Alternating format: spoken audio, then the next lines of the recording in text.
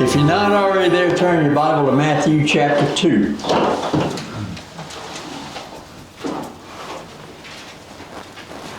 Matthew chapter 2. The story of the visit of the wise men is found only in Matthew's Gospel. And on one level, this text is very familiar to us because we've seen in every Christmas pageant we've ever attended all the things we need to know about the wise men, right? We know all about them because we know there are three wise men because we sing "We Three Kings." We know they found Jesus in the stable because that's the way it is in every live nativity scene. You see shepherds on the left, you see baby Jesus in the middle, and you see three little nervous boys dressed up like Oriental punk stars, bringing gold and two other gifts they can't even pronounce. But they usually are wearing funny looking hats and robes. That's how we know they're wise men, not shepherds. But most of that is simply tradition. The Bible doesn't say there were only three wise men or three magi. That number comes from the three gifts that they brought: gold, frankincense, and myrrh. Did any of y'all ever see that Far Side cartoon in the paper? I always like to look at it because he comes from the far side. But this one cartoon he had one Christmas showed a fourth wise man, really dejected look on his face, walking away because he brought a gift of a fruitcake. But at any rate, a lot of what we think we know about the wise men and the magi really is just tradition, what we're used to seeing.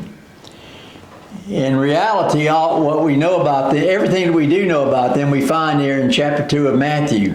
It show up in verse 1 and they disappear in verse 12, and they leave behind many unanswered questions, like who are they and where do they come from? How many of them were there? What is the star that led them to Bethlehem, and how did it do that? How long after the birth of Jesus did they arrive? And the big question for me has always been, how did they know that the baby that was born was going to be the King of the Jews? So, again, tradition. Because of the mystery and the many unanswered questions, a lot of legends have grown up about them. And over centuries, the wise men have even been given names: Casper, Melchior, and Balthasar. They've been venerated as saints, and a tradition arose called the Adoration of the Magi. And a lot of places and a lot of different other religions observe that. If you go to the cathedral in Cologne, Germany, which Jamie and I have had the privilege of being able to go to, you'll even find ancient relics that are purported to be the remains of the wise men. I don't know if all that's true or not. But what I do know is Matthew tells us that these wise men visited. Let's begin reading in verse 1. Now after Jesus was born in Bethlehem of Judea in the days of Herod the king, behold, Magi from the east arrived in Jerusalem, saying, Where is he who is born King of the Jews? For we saw his star in the east and have come to worship him. And when Herod the king heard it, he was troubled, and all Jerusalem with him. And gathering together all the chief priests and scribes of the people, he began to inquire of them where the Christ was to be born. And they said to him, In Bethlehem of Judea, for it so has been written by the prophet, And you, Bethlehem, land of Judah, are by no means least among the leaders of Judah. For out of you shall come forth a ruler who will shepherd my people Israel. Then Herod secretly called the Magi and ascertained from them the time the star appeared.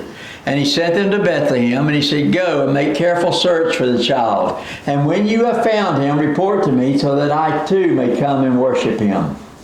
And having heard the king, they went their way. And lo, the star which they had seen in the east went on before them until it came and stood over where the Christ child was. And when they saw the star, they rejoiced exceedingly with great joy.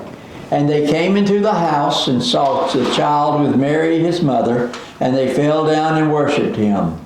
And opening their treasures, they presented to him gifts of gold, and frankincense, and myrrh. And having been warned by God in a dream not to return to Herod, they departed for their own country by another way. So, that's what we know.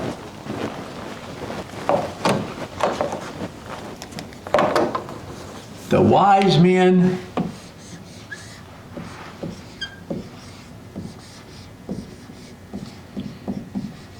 or magi. All we know that they're called magi from the east. That's all we're told about them. The term magi is a Persian word, and it refers to a special class of priests in the Persian Empire. We know from other sources that the Magi existed for hundreds of years before the time of Christ. They had their own religion, they had their own priesthood, and they had their own writings. Interesting enough, the book of Daniel makes it very clear that they existed in his day, and it even seems that Daniel was appointed head over the caste of Magi in the court of King Darius. Well, who were these Magi? Who were these people, this class? They were the professors. They were the philosophers of their day. They were brilliant. They were highly educated scholars who were trained in medicine, history, religion, prophecy, astronomy. They were also trained in what we call astrology. The Magi were experts in both astronomy and astrology, and they claimed to be able to predict the future, be able to divine the future. But what we need to keep in mind is in Persia, they were highly influential people. In fact, they were advisors to the king. They were not the kings. They were not kings, even though we have that great Christmas song, "We Three Kings of Orient Are." But it would not be wrong to call them king makers because they functioned as political advisors to the Persian rulers.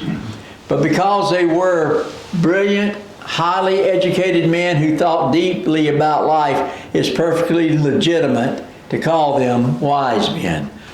Wise men, magi from the east. Why have they traveled so far away from home? You realize that it's over 1,000 miles from Persia to Israel? Why did they make such a treacherous journey? Which way were they traveling? They were traveling west. They're from the east, but they were traveling west. What translation were you reading out of, Pastor? New American Standard. Okay. But why did they make this trip? Why did they travel over treacherous terrain to get to Jerusalem? The answer is quite simple. They've come to see the baby that was born King of the Jews. You know, that to me that's absolutely fascinating. They knew that a baby had been born, but they didn't know where. They knew he was a king, but they didn't know his name. So they knew he was King of the Jews, so they came to Jerusalem, the capital city, seeking help. And I have to imagine that they assumed that everybody else knew it, that everybody would know about this baby, and that the whole town would be in an uproar and excited about the baby. But a great surprise was waiting for them.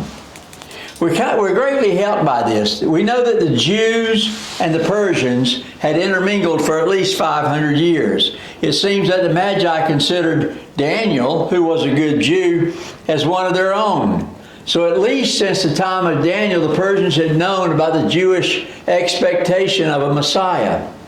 What they did not know was the exact time. But when they saw the star, because remember they were astrologers, when they saw the star, they knew the time had come. And like I said a while ago, most of our pictures show the wise men and magi wearing cone-shaped hats, riding 3 camels across the desert. There ain't no way on God's green earth that happened that way. Nobody would make a trip of 1,000 miles across the desert by themselves. The whole notion is ludicrous.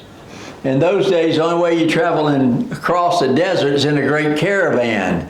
Covered, the Magi would have been swept into Jerusalem with pomp and circumstance and covered with 1,000 miles worth of dust.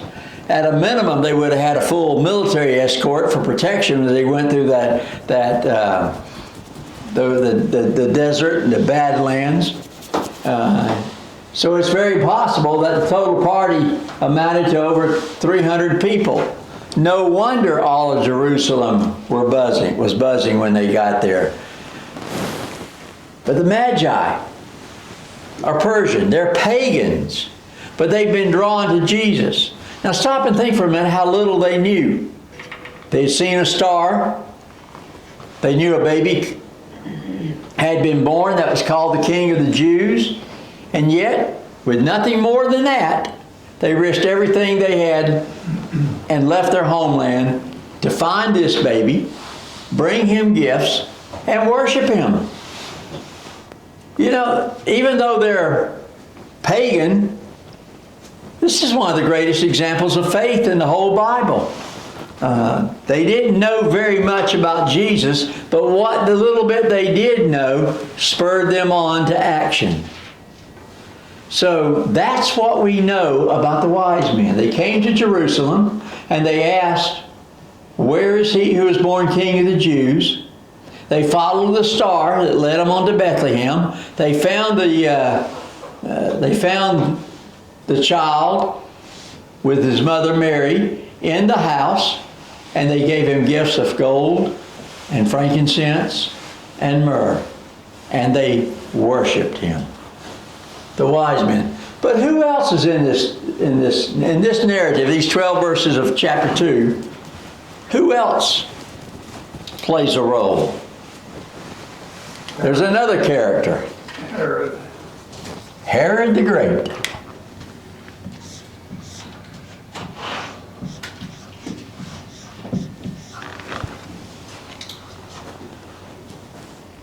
Now, to me, the reaction of Herod is fascinating.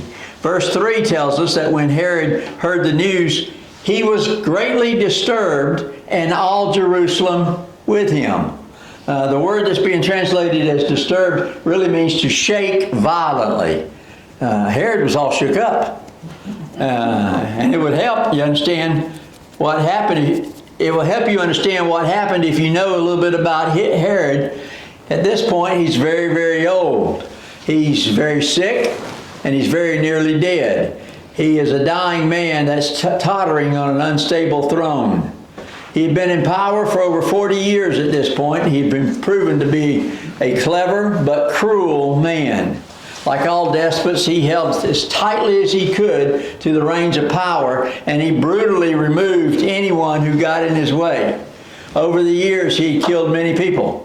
He killed his sons. He killed his mother and father-in-law. He even killed his wife. And it was the murder of his wife that drove him mad. And he killed her because he thought she was a threat to his power, to his throne. But he never, apparently, according to historians, he never got over her. Even though he was only in his 40s when he killed her, and he lived to be 70, her murder was the beginning of the end. You see, more than anything else, Herod was a killer. That was his nature. He killed out of spite. He killed to stay in power. Human life meant absolutely nothing to him. The Jewish historian Josephus calls him barbaric. Another writer dubbed him the malevolent maniac. Another named him the great pervert. In about the year 7 BC, this incident probably shows that his character. more than anything else. Herod is, like I said, he's an old man. He's been in power for over 40 years. He knows he doesn't have much longer to live. Word comes that his sons are plotting to overthrow him. These are sons by his wife Mary Ann. He orders him to be put to death by strangulation. Caesar Augustus said, and this is in the history books, it was safer to be Herod's sow than it was to be his son. Herod is a killer. He had been given the title King of the Jews by the Roman Senate, but he wasn't even Jewish. He was by birth, he was a descendant of the ancient Edomites. Iduaman, I think is how you pronounce it. The Edomites, of course, who descend from Esau. The Jews absolutely hated him. They chafed under his rule. So the notion of a baby being born as king of the Jews was an absolute threat to Herod, in his mind, to his throne. No wonder he tried to kill Jesus. In his eyes, in his thinking, he had no choice. It was kill or be killed. And now that he was in the twilight of his life, he was ready to kill anybody who threatened him, even a tiny, helpless baby. And that's why he ordered the death, the execution of all of the babies in the area for 2 years of age and under. You see, Herod stands as a symbol for the kind of cruel world that Jesus entered into. Herod stands for the bloodthirsty, cruel, vindictive side of the world system. A world where human life is cheap.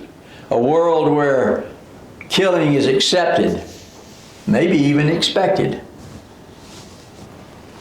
A world like what we're living in. But Herod has died now. But today, I believe his spirit still lives on.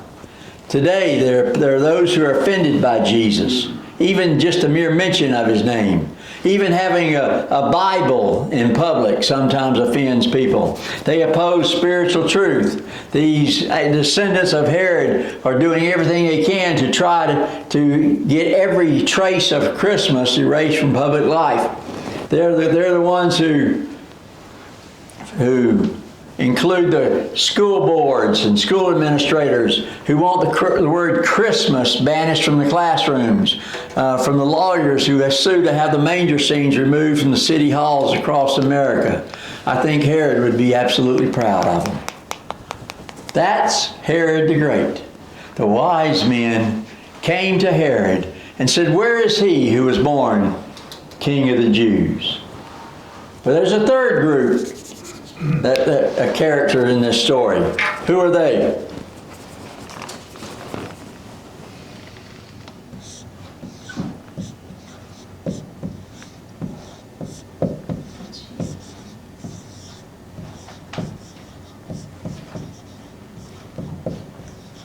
They are the Jewish priests and scribes.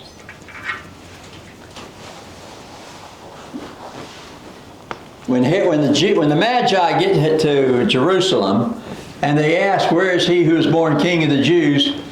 who did Herod turn to? The chief priests and the scribes. And who are they? They're the religious leaders. They're the religious leaders, but Herod is not a Jew. Herod is pagan. Who are these priests and scribes? They're Jews. They are priests and scribes in every sense of the word. So he calls them in for a council. They get here, the wise men. Look, Herod knows he's got to get rid of this baby, but he's got to put on a pleasant face first. He has to seem interested to the wise men in helping them find this Christ child. So he turns to the scribes and the priests for advice. He calls them all into the conference room of the castle, and he says, "Look, I got one question for you." And I can imagine the priests and scribes saying, "Okay, what's he going to ask this time?" And they say, Where's this child to be born as King of the Jews?" And they probably go, "Whew, at least it's an easy one." And they immediately answered. They knew the answer. They didn't have to look it up. They didn't have to do any research. They turned around and said, they knew that 700 years before this, that Micah had predicted the Messiah's birth was going to take place in Bethlehem. That was common knowledge in Israel. That was common knowledge to any Jew. Little children learned that in Sabbath school before they were 6 years old. In fact, it was kind of hard to believe that Herod didn't already know that. But you got to keep in mind, these priests and these scribes were students of the Bible, students of the Scriptures. From youth, they had spent their days reading, studying, and memorizing and debating them. Some of them knew the Torah, the first 5 books of the Old Testament. Some of them knew it by memory in Hebrew. Others had memorized the Psalms. Some had memorized the prophets. They knew every prophecy of the Messiah's coming by heart. And they even knew what Rabbi so-and-so had said about this verse and what Rabbi this and that said about another verse. The scribes knew the Old Testament backwards and forwards. They had it down cold. And to be part of Herod's court as his religious council, they were the finest Bible scholars in the whole world. So when Herod asked, "Where is the Messiah to be born?" they immediately knew the answer, and they immediately gave it to him. They said that the Messiah would be born in Bethlehem. End of story. Like I said, I'm sure they were talking to each other. Now, I wish you'd ask us a tough one next time. But if you add what the scribes knew to what the wise men figured out, you surely can conclude that the signs of Jesus' coming were clear enough for anybody and everybody to see. The Magi knew and did something. The scribes knew and did nothing. Bethleham's only 6 miles from Jerusalem. So close we could walk. 6 miles. That's close. That Arrowhead Beach is further than 6 miles away from here. Even as old as we are now, we could walk 6 miles in about 2 hours. Yeah, you can. Maybe. Yeah, you can. Might drive it. Yeah. Today, Bethlehem's sort of like a suburb of Jerusalem. But back then, people who lived in Bethlehem, they went to Jerusalem to buy and sell and go to the temple. It was an easy journey on good roads. 6 miles. For 700 years, the prophets have been saying a Messiah was coming. Now these Magi show up and say, "Where is he who was born King of the Jews?" And he's 6 miles away. This is what the Jews, and these priests and scribes, I'm sure were good Jews. That's what they've been waiting for. 6 miles. And none of them cared enough to go check it out. Even if it was a rumor, wouldn't you go 6 miles just to see if the rumor is true or not? 6 miles from Jesus. 6 miles from salvation. 6 miles from forgiveness. 6 little miles from eternal life. But they were too busy. Maybe they were too busy studying the Scriptures to go see for themselves. 6 miles. Like I said, we could walk it in less than 2 hours. I believe in you. But the scribes didn't care enough to get involved. They wouldn't even go 6 miles. Listen to the songs. "Come thou long expected Jesus." Only 6 miles away. "Born to set thy people free." Only 6 miles away. "Oh come, all ye faithful." Only 6 miles. "Oh come, let us adore him." 6 miles. They were so close, but yet they were so far away. All that knowledge did them no good. The Magi knew very little, but they traveled over 1,000 miles to go see him. The scribes knew so much, but they wouldn't even venture 6 miles down the road. You see, the scribes represent the spiritually indifferent. These are the insiders who know all the who know all the facts, and they do nothing about it. They don't even care enough to get excited about it. You know, when Herod asked them where the baby was to be born, they didn't even have to. They knew the answer. They didn't even have to go research it. They told them where to look. Go to Bethlehem. Everybody knows that. The prophet Micah said he'd come out of Bethlehem. But they didn't care enough to go investigate it for themselves.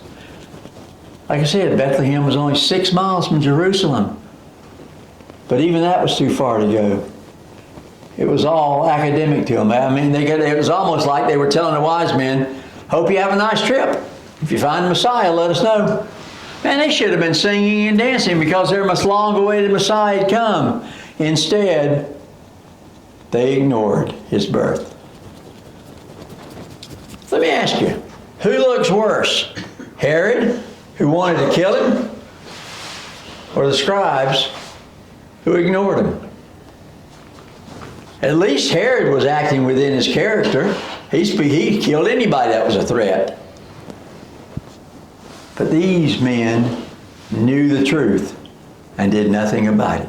These Bible scholars knew the answer to the question, knew that the Messiah would be born in Bethlehem. But their knowledge condemned them all the more because they did absolutely nothing about it. Don't miss this lesson. It is very possible to know a great deal and still miss the truth. Now, when you look at this story, you got the wise men, you got Herod, and you got the priests and scribes. You know what fascinates me about this story? They all had the same information. They all knew there was a baby that was born who was king of the Jews. They knew the Messiah had come. They all had the basic information. Like I said, they knew a baby had been born in Bethlehem. They knew who the baby was. But look at how they reacted. Herod knew, and what did he want to do? Kill him. He wanted to kill him. The scribes knew, and what did they do? Nothing. They ignored him. The wise men knew, and what did they do? They sought him out, found him, worshipped. They worshiped. They sought. They traveled long distance. They sought, and they knew, and they worshiped him.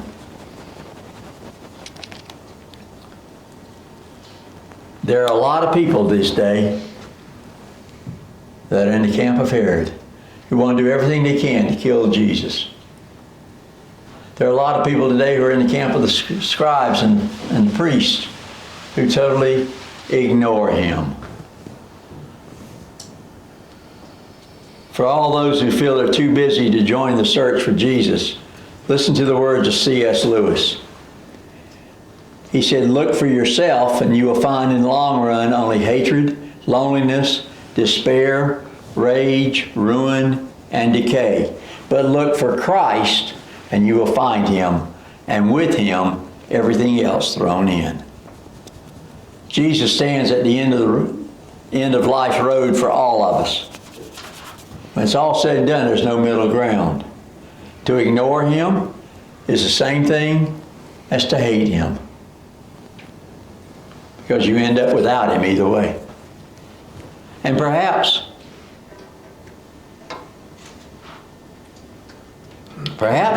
hatred is more noble than ignoring. Because at least when you hate, you have to pay attention to the object of your hatred. When you ignore him, it's just complete disinterest. To ignore Jesus altogether means to live as if he doesn't matter at all. But no one can ignore him forever. As R.G. Lee said way back in the 50s, there's a payday someday. We all have an appointment with Jesus Christ, sooner or later. So the question is, what will you do with Jesus? Some hate him, some ignore him, and some are seeking him. What will you do with Jesus? But the answer to that is not dependent on how somebody else responds, but how you respond to Jesus. That's the only thing that matters. Are you with Herod? Or are you with the priests and the scribes? Or are you with the wise men? Are you hostile to Jesus? Are you coming to worship him? Are you too busy with your own life to get involved? You know, every year at Christmas, it's easy to get off track. Seems like at Christmas, anger, worry, fear, doubt, depression, loneliness, other distractions are draining all the joy from your heart. So let this be the invitation from God to you. Open up your heart. Let go of your doubts and your fears. Give up your anger. Say farewell to your bitterness. Get rid of all the things that chain you to the past. If in the past you've identified more with Herod, or you've identified with the priests and the scribes, now is the time he's asking us to be like the wise men. And as Rose Kennedy once said, prayer that she prayed was, "Oh Lord, make my heart a manger where the Christ child can be born." Those words can change your life. Christ will never turn away any heart that's truly seeking him. And those who seek him will find him. And I pray that that is your experience during this Christmas season. Wise men still seek him. Questions? Comments?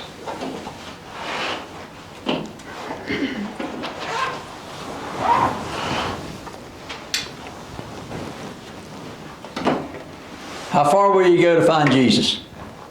6 miles. 6 miles? And Bill, we can't, and Johnny, we can't make it in less than 2 hours.